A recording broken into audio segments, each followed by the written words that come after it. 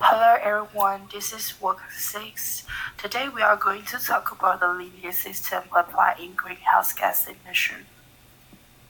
Our planet is warming rapidly than any time in the past 10,000 years, and the global warming already resulted in the temperature of the Earth increase 1 degree.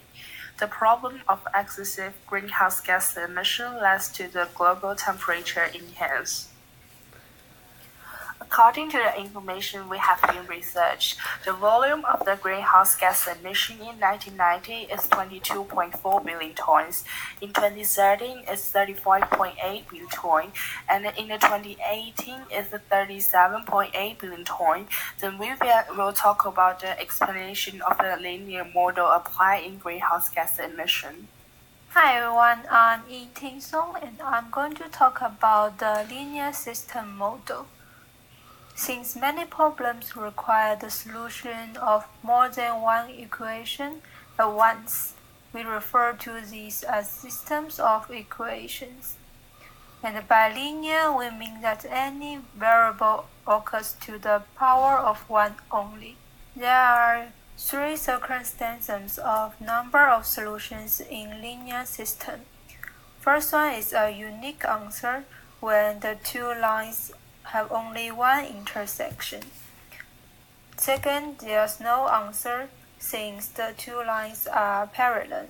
Thirdly, there's an infinite number of answers since the two lines are coincident. The unique solution applies to our case, and Zeman is going to talk about the graph, slope, interpretation, under the assumption of the point of 2013 is considered as the intersection of two lines.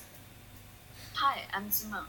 It's an emission load graph, and we choose three typical years to state the growth trend and combine it with linear model. Let's calculate the slope. The slope of AB equal 0.5826 and the slope of BC equal 0.4. Because we know the slope, so we can know the linear equation. The linear equation of AB is y equal 0.5826x plus 22.4. And the equation of BC is y equal 0.4x plus 35.8. Comparing with the lines of AB and BC, we can see the slope of AB is steep, which means the increasing speed is faster. The line of BC is still increased, but we can see the slope is gentle, which represents the increasing speed is decreased. Hi, I'm Anne, and in the conclusion, linear equations and graphs are used to illustrate how much something changes as time passes. And in this case, we have used those two to show how gas emissions has been increased over the past 13 years.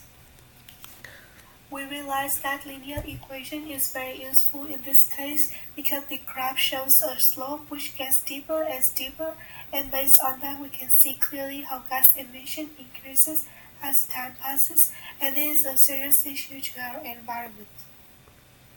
The government has pointed out some ways we can do to reduce gas emission, including using renewable energy sources, taking public transport instead of using car or motorbike, and as a result, we expect the slope in the graph to go down.